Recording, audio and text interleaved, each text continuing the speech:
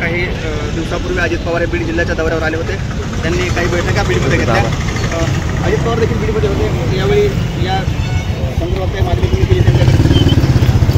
आमच्या आम आदमी पार्टीच्या वतीनं 1 महिन्यापासून आम्ही सर्व शाळा तपासलेल्या आहेत। सर्व तालुक्या जिल्ह्यातील आमच्या शाळांची अवस्था काय आहे आणि ती पाहणी करूनच आज आमच्या महाराष्ट्रामध्ये सर्व जिल्हा परिषदेच्या समोर, शिक्षण विभागाच्या समोर झोपा काढो आंदोलन आता मोठ्या ताकदीनिशी चालू आहे।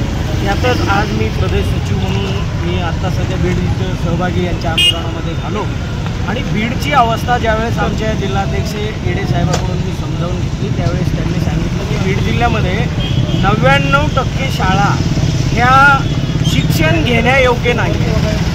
त्या शाळेमध्ये शौचालय नाही आहे, काही शाळांना रूम नाहीत, अक्षरशः झाडाखाली शाळा भरवल्या जातात। आणि म्हणजे आम्हाला अशी लाज वाटते की या जिल्ह्याचे पालकमंत्री स्वतः अजितदादा पवार आहेत आणि दादांनी चार्ज घेऊन सुद्धा जर शाळेमध्ये आता शिक्षक नसेल, खिचडी मिळत नसेल, शाळा झाडाखाली भरत असतील तर परिस्थिती कुणीकडे चालला आहे? हा महाराष्ट्र कोणता पूर्वगामी महाराष्ट्र हे घडवत आहेत?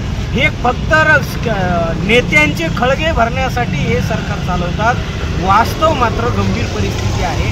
लोकांच्या मुलांच्या शिक्षणाची सरकारला काही घेणं देणं नाही आहे आणि ही अवस्था सगळ्या सरकारला समाजापर्यंत जावी, सरकारला जागं करण्याचं काम आम आदमी पार्टीनं महाराष्ट्रात चालू केलं आणि बीड जिल्ह्यामध्ये आमच्या अशोक येडे साहेबांच्या मार्गदर्शनाखाली सरकारला जागं करण्याचं काम आम्ही केलेलं आहे। पण याची नेते मंडळींना आणि या सरकारला अजिबात लाज वाटत नाही, कारण आम्ही 25% आम्ही शिक्षणावर खर्च, आम आदमी पार्टी सरकार 24% खर्च करत होतं, हे लोक 2%, 2.5% सुद्धा करत नाही आहेत। आणि त्यामुळं याचं कारण आहे या नेत्यांच्या स्वतःच्या शाळा वाढवण्यासाठी यांना सरकारी शाळा बंद करायच्या आहेत, हे यांचं मेन धोरण आहे आणि त्यामुळंच यांनी हा धंदा चालवला आहे।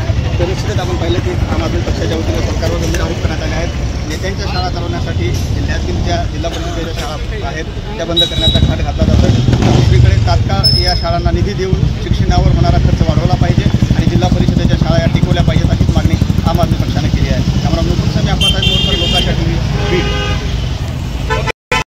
पंतप्रधान जागे व्हा, जागे व्हा, जागे व्हा, मुख्यमंत्री जागे व्हा, जागे व्हा, जागे व्हा, शिक्षा मंत्री जागे व्हा, जागे व्हा, जागे व्हा, शिक्षा मंत्री जागे व्हा, जागे व्हा, जागे व्हा, पंतप्रधान जागे व्हा, जागे व्हा, जागे व्हा, गृहमंत्री जागे व्हा, जागे व्हा, जागे व्हा, पालकमंत्री जागे व्हा, जागे व्हा, जागे व्हा, शिवसाहेब जागे व्हा, जागे व्हा, जागे व्हा, कलेक्टर साहेब जागे व्हा, जागे व्हा, जागे व्हा, शिक्षा विभाग जागे व्हा, जागे व्हा, जागे व्हा, पंतप्रधान जागे व्हा, जागे व्हा, जागे व्हा, आमदार खासदार जागे व्हा, जागे व्हा, जागे व्हा, जनप्रतिनिधी जागे व्हा, जागे व्हा, जागे व्हा, जागे व्हा, जागे व्हा, मुख्यमंत्री जागे व्हा, पंतप्रधान जागे व्हा, जागे व्हा, जागे व्हा, शिक्षा मंत्री जागे व्हा,